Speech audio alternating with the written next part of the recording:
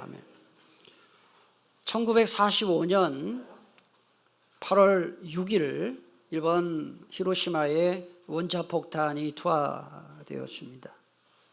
그로부터 3일 후인 6월 9일에 일본 나가사키에 또 한 번 원자폭탄이 떨어졌습니다. 이로 인해서 두 도시는 완전히 잿더미가 되었고요. 20만 명 이상이 순식간에 다 죽고 말았습니다.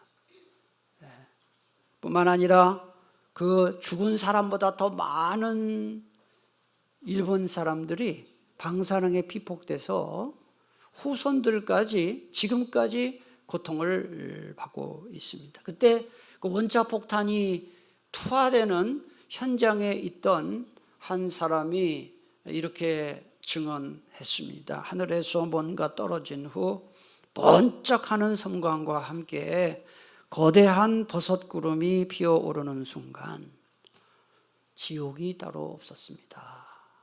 지옥을 맛봤다. 그렇게 이야기를 했습니다. 그날로부터 6일 후인 1945년 8월 15일 일본은 무조건 항복을 선언했습니다. 여러분 보십시오. 히로시마와 나가사키에 원자폭탄이 떨어진 1945년 6월 9일, 8월 6일, 8월 9일 그리고 일본 제국이 연합군의 무조건 항복을 선언한 8월 15일 이날이 일본 사람들한테는 지옥의 날이었습니다. 반면에 36년 동안 일제 식민 통치에서 해방된 우리나라와 또 동남아시아 여러 국가에게는 이날이 해방과 자유의 날이었습니다. 똑같은 날인데 한쪽에는 지옥의 날이고 다른 한쪽은 해방의 날이고 자유의 날이었습니다. 똑같은 일이 벌어질 겁니다.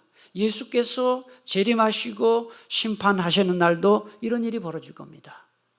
구원받은 사람들에게는 그날이 기쁨과 행복이 시작되는 날이지만은 구원받지 못한 사람들에게는 그날은 슬픔과 불행이 시작되는 날이 되기 때문에 그렇습니다.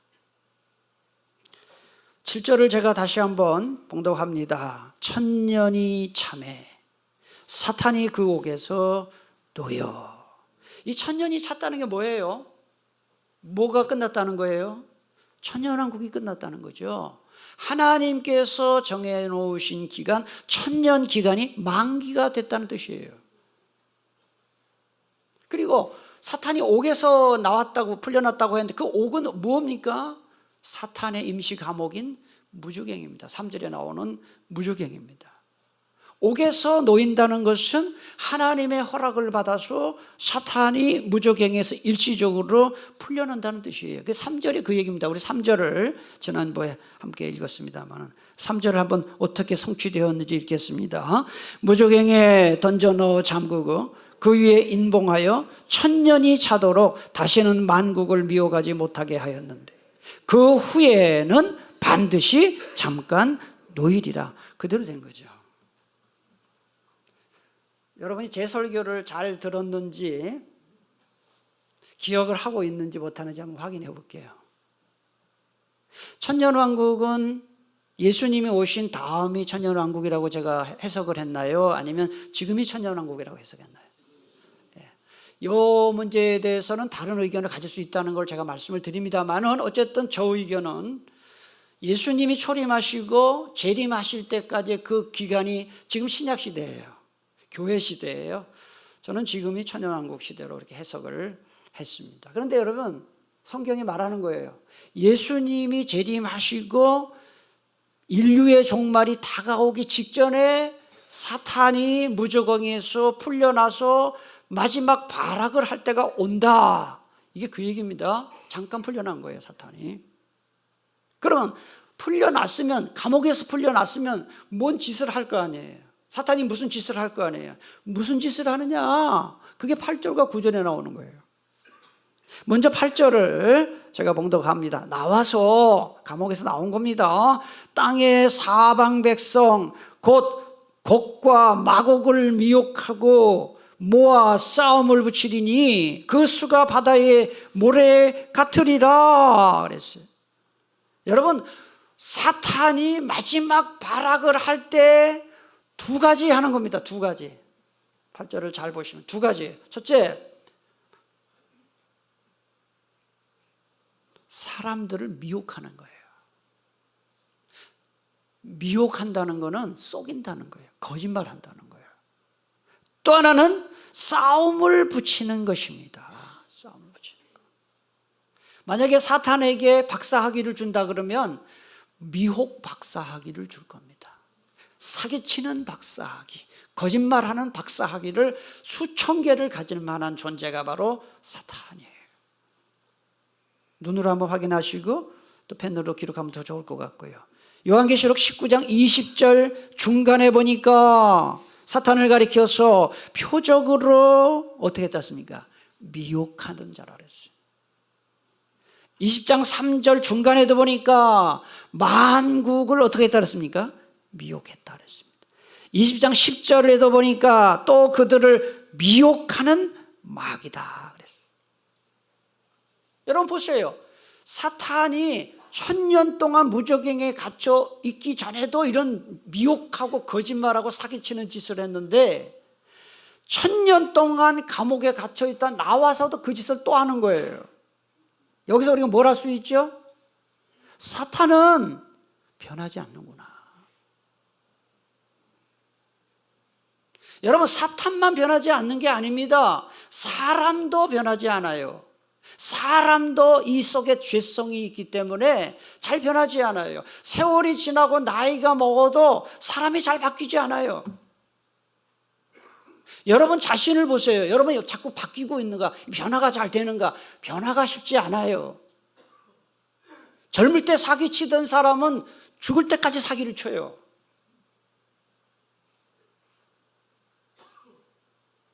별것도 아닌 일에 그냥 벌컥벌컥 화를 내는 사람, 나이 먹으면 화를 좀 안 낼만 하죠.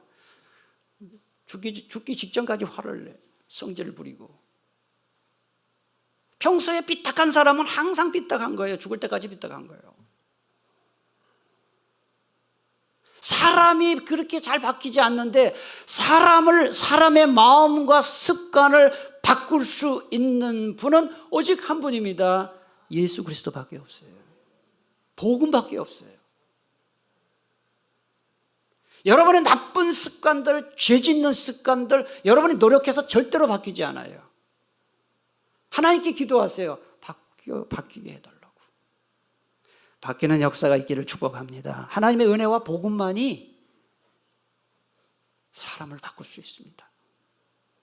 여러분, 동물원에 호랑이가 갇혀 있잖아요. 동물원에 갇혀있던 호랑이가 직원이 실수해서 우리에서 뛰쳐나왔다고 한번 상상을 해보세요. 어떤 일이 벌어질까요? 엄청난 일이 벌어질 겁니다. 경찰과 소방대원들이 생포하거나 사살할 때까지 이 호랑이는 길거리 다니면서 사람을 물어 뜯거나 죽일 겁니다. 예수님이 재림하시기 직전에 사단이 이런 짓을 하는 겁니다. 많은 사람들을 미혹하는 것입니다. 교회를 해치고 마지막 발악을 하는 거예요. 그 이야기가 8절에 나오는 거예요. 여기 보면 땅과 사방의 백성은 온 세상 사람들을 의미합니다. 3절 중간에 보면 만국이라고 표현이 되어 있습니다. 예수님의 재림, 인류의 종말이 가까우면 사단은 마지막 발악, 최후 발악을 하면서 온 세상 사람들을 미혹해서 교회를 미혹해서 하나님 떠나게 말고 성경에서 떠나게 만드는 것입니다. 여러분, 역사 공부를 해야 되는데요. 제가 지난 2000년 교회 역사를 지금 계속 공부를 하고 있어요. 여러분, 역사 지식이 얼마나 되는지 한번. 중세 시대에 보통 몇 년 잡습니까? 중세 몇 년입니까? 1000년 잡습니다. 그레고리우스 대제가 초대 서방 교황이 된 때가 주후 590년입니다. 590년부터 마르틴 루터가 종교개혁을 일으킨 1517년까지, 그러니까 590년에서 1517년까지 약 1000년을 중세시대라고 해요. 이 중세시대를 보면은 사탄이 교회와 그리스도인들을 미혹해서 성경의 진리에서 떠나게 한 일들이 굉장히 많아요. 그 하수인 노릇을 한 사람들이 바로 교황입니다. 그리고 로마 캐토릭 사제들입니다. 무지한 성경의 지식을 모르는 무지한 성도들을 속였습니다. 어떻게 속였습니까? 예수님을 믿음으로 구원받는 것이 아니라, 믿어서만 되는 게 아니라 고행을 해야 된다, 금식을 해야 된다, 성지순례를 가야 된다, 성인을 숭배를 해야 된다, 거액의 헌금을 바쳐야 된다. 그리고 급기야는 면죄부, 면벌부를 사면 지옥과 연옥에 있던 사람들이 천국으로 갈 수 있다라고 속여가지고 많은 돈을 착취를 합니다. 그 착취한 돈으로 지은 건축물이 그게 바로 이탈리아 로마에 있는 베드로 대성당이에요. 그것도 모르는 많은 사람들은 로마 대성당 앞에 가서 감동을 받아요. 대단하다. 그리고 어떤 사람은요, 로마 대성당 앞에 가서 개신교 교회 다니던 사람이 천주교로 개종한 사람도 있어요. 이야, 이건 정말 미친 수준이에요. 그 로마 대성당을 짓기 위해서 얼마나 돈을 많이 착취하고 사기를 쳤는데 어떻게 그 건물을 보고 은혜를 받아가지고 천주교로 가는지 저는 이해할 수가 없어요. 1917년 러시아에서 혁명이 일어났습니다. 그래서 러시아 혁명이 일어났을 때 공산 그 지도자들이 러시아 정교회, 이번에 가봤죠. 러시아 정교회 수장들을 불렀어요. 정치 얘기하지 마라. 간섭하지 마라. 그래서 그 러시아 혁명이 일어난 그 즈음에서 교회는 존재했지만 꽁꽁 묶여 있었습니다. 사탄에. 1930년대가 되면 이 독일 교회가 히틀러에게 충성 서약을 합니다. 히틀러 여러분 아시죠? 히틀러에게 충성 서약을 해서 심지어는 그 교회에서 유대인 신자들을 다 쫓아내기까지 합니다. 그때 그 유명한 본회포 목사가 나온 거예요. 네. 16세기 종교개혁이 뭡니까? 마르틴 루터가 종교개혁을 일으키고 장 칼뱅이 거의 완성을 했는데 그게 뭡니까? 사단의 미혹을 받아서 진리에서 떠난 사람들을 다시 예수 그리스도에게로 돌아오게 만든 것이 바로 종교개혁이에요. 여러분, 예수님께서도요, 말세에 예수님 재림하시기 직전에 사탄이 성도들을 미혹해 할 것에 대해서 미리 아시고 이렇게 경고를 하셨어요. 누가복음 18장 8절을 한번 보겠습니다. 여기 뭐 인자가 올 때에 그랬는데 이거는 무슨 사건을 말할까요? 예수님의 재림 사건이에요. 인자가 올 때에, 그 다음 같이 읽겠습니다. 세상에서 믿음을 보겠느냐. 이게 예수님 말씀인데 이게 긍정적인 얘기일까요? 부정적인 얘기일까요? 부정적인 얘기예요. 많은 사람들이 예수님 떠날 거라는 거예요.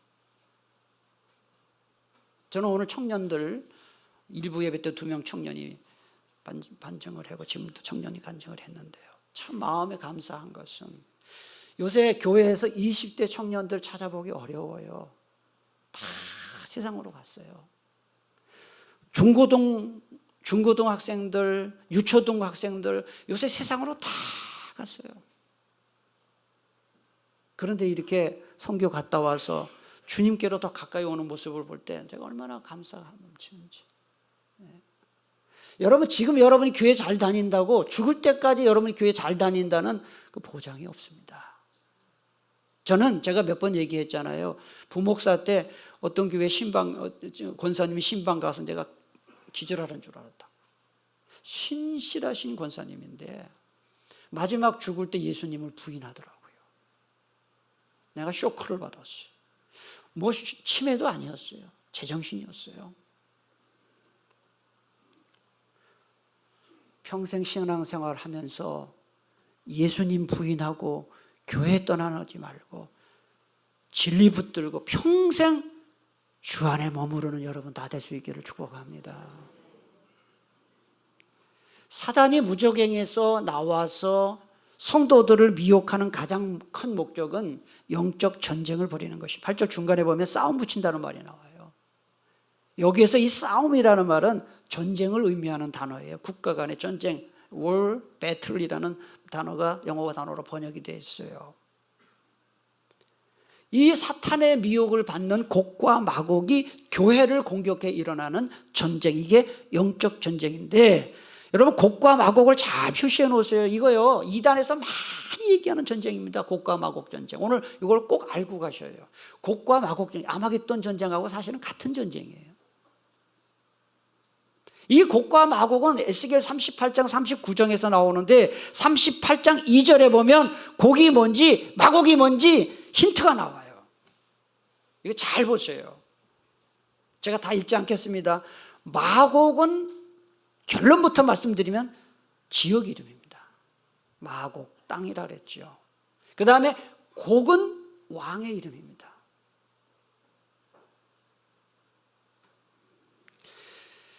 이스라엘 사람들은 마곡 지역, 마곡을 생각하면 굉장히 두려운 사람들, 그 다음에 폭력적인 사람들로 생각했고 곡은 그 우두머리로 생각했던 거예요. 옛날에 우리 어렸을 때는요 애들이 말 안 듣잖아요. 아주 어린 애들이 말 안 듣잖아요. 그럼 어른들이 호랑이가 더 잡아간다 그랬어요.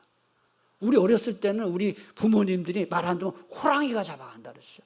근데 진짜 호랑이가 있었거든요. 뭐 백두산이나 이런 데 있었겠죠. 그리고 좀 더 크니까 경찰이 잡아간다 그랬어요. 옛날에는 순사가 잡아간다 그러고. 근데 이 유대인들에게는 이 마곡이 그런 사람들이에요. 그래서 요한계시록이 기록될 당시의 마곡은 로마 제국이고 그 다음에 곡은 로마 황제예요. 그러나 궁극적으로 이거는 사탄의 유혹에 넘어가서 교회와 그리스도인들을 미혹하고 대적하기 위해 모인 적그리스도 세력들을 가리키는 거예요. 여러분 곡과 마곡을 지금 엉뚱하게 해석하는 이단들이 뭐라고 해석을 하느냐, 세대주의 종말론자들은 앞으로 세상이 망할 때 그 전쟁을 두 나라가 일으킨다라고 얘기합니다. 이 곡과 마곡을 해석을 해서 뭐냐면 러시아, 하나는 이란. 얼른 보면 이게 좀 그럴듯해요. 지금 미국이 가장 경계하는 나라가 그 중에 하나가 이란이에요. 그 다음에 러시아예요. 그래서 이란과 러시아가 손잡고 3차 세계전쟁을 일으킬 것이다 라고 이 구절을 해석하는 학자들이 있어요. 절대 그렇지 않아요. 그렇게 해석할 수 없어요. 또 중동에서 제3차 세계대전이 일어난다. 이게 곡과 마곡 전쟁이다. 그것도 근거 없어요. 그 다음에 이슬람과 기독교 간의 종교 전쟁이 일어나서 세계가 망한다. 이것도 근거 없어요. 여기 곡과 마곡 전쟁은 그런 전쟁이 아니고 적그리스도 세력과 교회 간의 영적 전쟁이 바로 곡과 마곡 전쟁이다 하는 거예요. 그런데 8절 끝부분을 보면은 그 수가 뭐와 같다 그랬습니까? 예? 바다의 모래 같다 그랬습니까? 엄청나다. 적그리스도 세력들이 엄청날 것이다 하는 말이에요. 그래서 그들이 모여서 뭐하냐? 9절입니다. 그들이 지면에 널리 퍼져 성도들의 진과 사랑하시는 성을 두루매 그랬습니다. 여기 성도들의 진에서 이 진은 요새화된 군사시설을 의미하는 거예요. 이 진이라는 말이 구약 성경에서는 40년 광야 생활하는 동안에 광야에 진을 친 12지파의 진을 의미하는 단어고요. 요한계시록에서는 이것은 하나님의 보호를 받는 교회를 상징하는 거예요. 그 다음에 사랑하시는 성은 구약 성경에서 하나님의 사랑받는 시온성과 다윗성을 예루살렘을 의미하고 신약 성경에서는 하나님의 보호받는 교회 공동체를 의미하는 것입니다. 그 다음에 9절 중간에 두른다 그랬죠. 이건 애워싼다, 포위한다는 이런 뜻입니다. 여러분 한번 상상을 해보세요. 바닷가에 모래처럼 많은 군대가 교회를 공격하는 장면을 생각해 보세요. 이제 여러분 이런 예수님 오실 때가 되면 교회가 이러다 망하겠다. 예수 믿는 사람들이 씨가 마르겠다라는 생각이 들 만큼 사탄의 방해가 심할 것이다 라는 것을 이런 식으로 표현한 거예요. 지지난주에 유치부 성경학교가 있었어요. 제가 성경학교 교회에서 하면은 첫 시간에 가서 기도를 해주거든요. 정말 너무너무 제가 마음이 무거웠어요. 불과 한 7년, 8년 전만 해도 유치부 성경학교 하면은 50명이 모였습니다. 애들만. 50명이 모였습니다. 그런데 지지난주 유치부 성경학교 때 딱 가니까 많아야 15명. 50명이었던 아이들이 15명으로 쫙 주는 거예요. 이게 우리 교회만 그런 건 아니지만 워낙 애들을 낳지도 않고 제가 작년 연말에 목양계획 발표할 때 이제 자녀를 하나만 낳아도 얼마나 된다 그랬지? 한 명도 없잖아요, 지금. 올해 애를 우리 교인 중에서 몰래 낳은지는 모르지만 하여튼 여기 와서 지금 그거 어떻게 발표가 없어요, 지금. 한 번도 그 지불한 적이 없어요. 작년에 얼마 하기로 했어요? 내 기억도 안 나요. 100만 원? 작년도 기억 못 하시네. 그러니까 한 명도 올해 지금 몇 월입니까? 지금 8월인데 우리 교인 중에 애 낳아서 상금 받은 사람이 어떻게 이럴 수가 있죠? 이게 심각해요. 혹시 애 낳는데 신고 안 했으면 지금이라도 하세요. 지금 유초등부도 한 10년 전만 해도 제 기억에 70명이 모였습니다. 지금 유초등부 몇 명 모입니까? 30명? 50명? 40명? 뭐 이 정도예요. 이게 교회가 사라진다는 위기가 오겠구나. 애를 안 낳잖아요, 일단. 지금 우리나라가 65세 이상이 1,000만 명이라 그러죠? 이거 참. 마태복음 24장 21절 22절에 예수님이 경고했어요. 이는 그때 큰 환란이 있겠습니다. 창세로부터 지금까지 이런 환란이 없었고 후에도 없으리라. 그 날들을 감하지 아니하면 모든 육체가 구원을 얻지 못할 것이니 그러나 택하신 자들을 위하여 그 날들을 감하시리라. 이걸 메시지 성경에 보면 이렇게 좀 쉽게 번역을 했어요. 이렇게 큰 환란은 이 세상 전에도 없었고 앞으로도 없을 것이다. 이 환란의 날들을 갈 때까지 가게 된다면 뭐라고 되어 있습니까? 아무도 못 견딘다. 너무 큰 환란이 와서 예수 믿는 사람들이 그 믿음을 다 포기하게 되는 날이 온다는 거예요. 여러분, 저는 어떤 시기에 핍박이 있길래 방해가 있길래 이렇게 신앙을 견디지 못할 일이 일어날까? 정확히 알 수는 없어요. 성경이 정확히 얘기해 주지 않는데 그러나 짐작은 가요. 한번 들어보세요. 우리 청년들이 이번에 키르스탄 갔다 왔는데 저도 그때 제가 19년에 제가 마지막으로 갔는데 그때 이미 무슬림이 사원이 있었어요. 그때 새 거였어요. 여러분 키르스탄에서 튀르키에서 그걸 다 원조를 해가지고 지은 거거든요. 중앙아시아에서 가장 큰 이 모스크를 거기다 지었어요. 왜 지었겠어요? 교회 씨를 말리려고 하는 거예요. 교회 씨를 말리려고. 이슬람을 믿는 나라들은 가장 먼저 없애려고 하는 게 교회예요. 그 다음에 공산국가, 중국 보세요. 저 시진핑이 들어서면서 우리 GM에서 선교사 300가정이 다 죽여놨습니다. 300가정이면 엄청난 거예요. 제가 그 상황을 알죠. 북한은 어떻습니까? 3대 세습 독재가 계속되면서 성경만 소지하다가 체포가 돼도 감옥 가거나 총살령을 당하지 않습니까? 앞으로 이런 일이 점점 심해지지 덜해지지 않아요. 예수 믿기 어려워지는 거예요. 우리는 관계 없습니까? 우리 종교의 자유가 있으니까. 저는 지난 4년간 계속된 팬데믹을 한번 생각해 봤습니다. 코로나 기간 동안에 여러분 우리가 예배 드리기가 얼마나 힘들었습니까? 10명 놓고 예배 드린 적도 오랜 기간 10명 놓고 예배 드렸어요. 생각하기도 싫어요. 물론 부득이한 조치였다고 하지만 많은 목사님들은 정부가 너무 과도했다라는 생각을 지금 다 갖고 있습니다. 그러면 여러분 한번 잘 생각해 보세요. 코로나 같은 전염병, 팬데믹이 앞으로 있을 것 같습니까? 없을 것 같습니까? 더 많이 올 겁니다. 환경을 볼 때.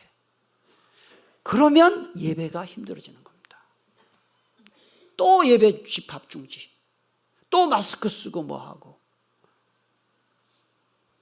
그뿐이 아닙니다. 지금 무슬림이 점점 확대가 되고 있습니다. 이 종교 지도를 보면 무슬림이 기독교보다 엄청나게 빠른 속도로 확산이 되고 있는데 가장 큰 이유는 무슬림들은 애를 많이 낳습니다.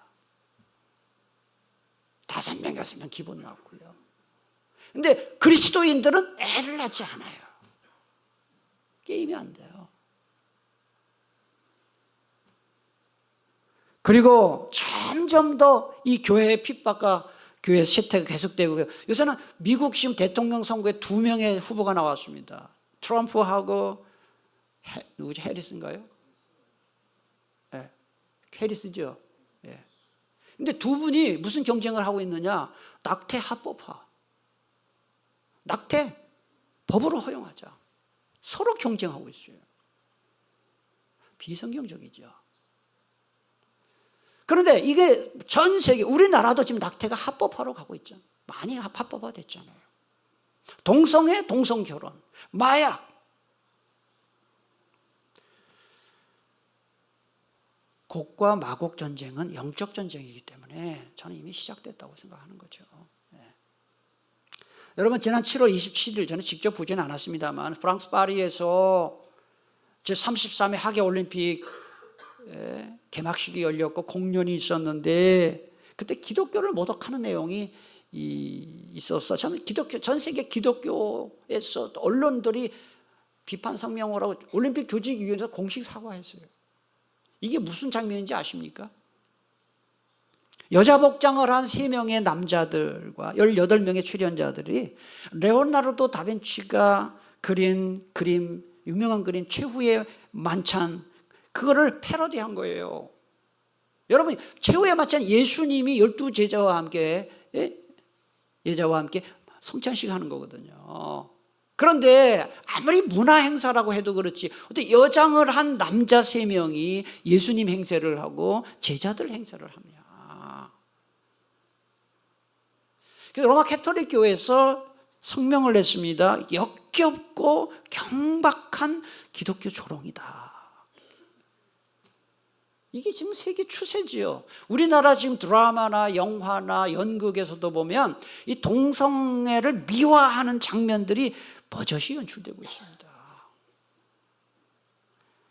이런 일들은 사탄이 성경의 진리가 답이 아니다라고 자꾸 성경 진리를 파괴하는 거예요. 그래서 결국은 교회를 공격하고 기독교를 공격하는 영적 전쟁이에요. 이런 일들이 일어나지 않도록 여러분 꼭 기도해 주시기 바랍니다. 기도하세요. 자, 마지막으로 그럼 곡과 마곡 전쟁의 결론이 뭐냐? 그게 바로 9절 하반절에서 10절에 나와요. 하늘에서, 9절 중간에 하늘에서 불이 내려와 그들을 태워버렸다 그랬어요. 하늘에서 불이 내려오는 것은 하나님의 심판이죠. 불심판이죠. 이미지이긴 하지만 하여튼 마지막에 불심판이 임할 것이다 하는 거예요.